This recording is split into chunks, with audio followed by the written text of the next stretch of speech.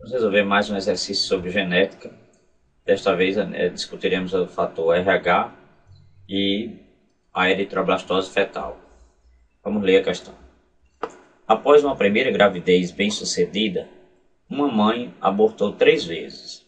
Seu caso foi diagnosticado em consulta médica como eritroblastose fetal. Em relação à patologia observada nesta família, assinale a alternativa correta. Primeira coisa importante.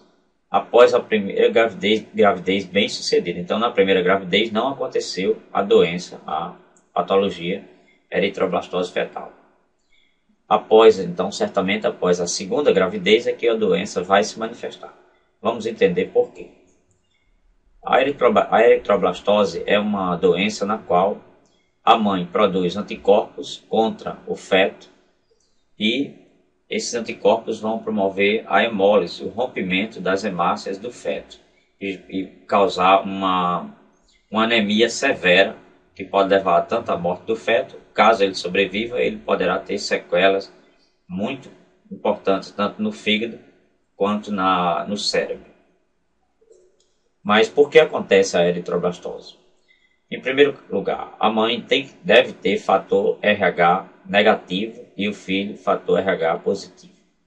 Por que a primeira gravidez foi bem sucedida?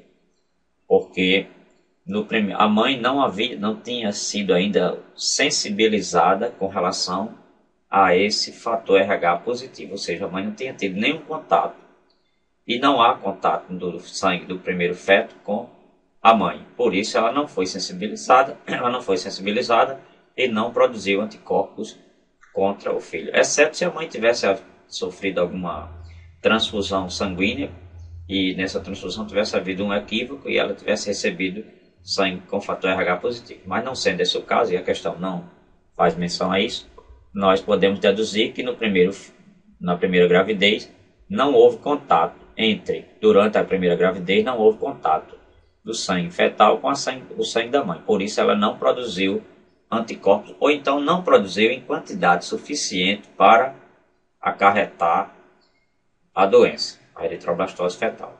Porém, no momento do parto, vasos se rompem e ocorre contato do sangue fetal com o sangue da mãe. E aí, nesse caso, o sangue da mãe é sensibilizado, seus anticorpos, suas células de defesa são sensibilizadas pela presença de um antígeno, um corpo estranho para aquele indivíduo, e ocorre o desencadeamento da produção de anticorpos contra esse tipo de sangue, no caso o fator RH positivo. Porém, a criança já nasceu e não será afetada pela doença. Mas numa segunda gravidez, os anticorpos já estão prontos. Se o feto tiver também fator RH positivo, esses anticorpos da mãe passarão através da placenta através do cordão umbilical e provocarão a eritroblastose no segundo filho. Além disso, as partículas do sangue do feto vão atravessar a placenta e vão também estimular a produção de mais anticorpos. E aí, no caso, a partir da segunda gravidez é que a doença vai se evidenciar. Ok? Dito isso, vamos agora à questão. Vamos voltar à questão.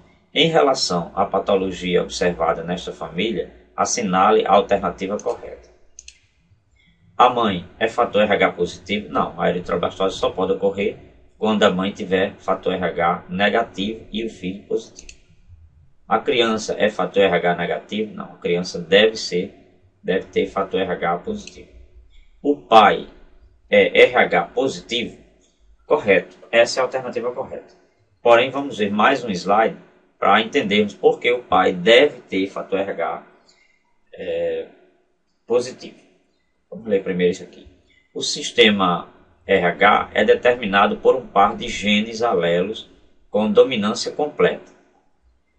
O alelo Rzão é dominante e o Rzinho é recessivo. Assim, os possíveis genótipos para o sistema RH são.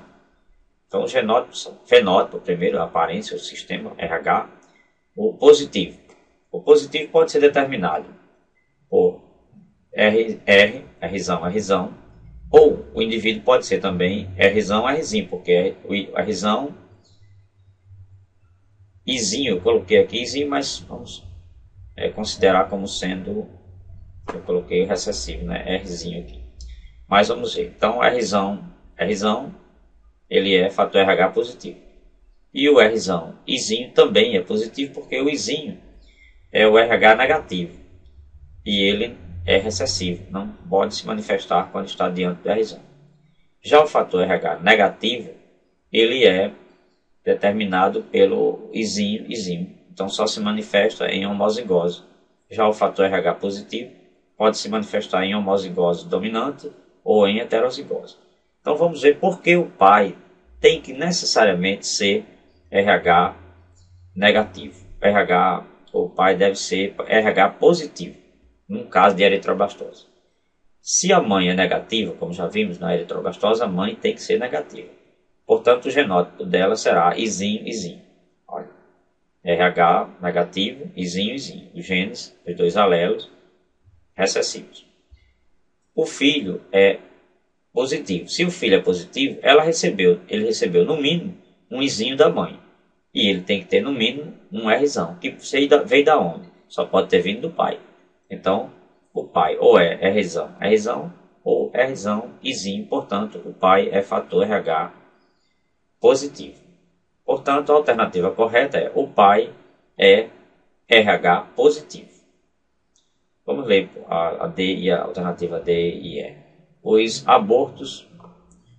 abortados certamente eram RH negativo? Não, eles eram RH positivo.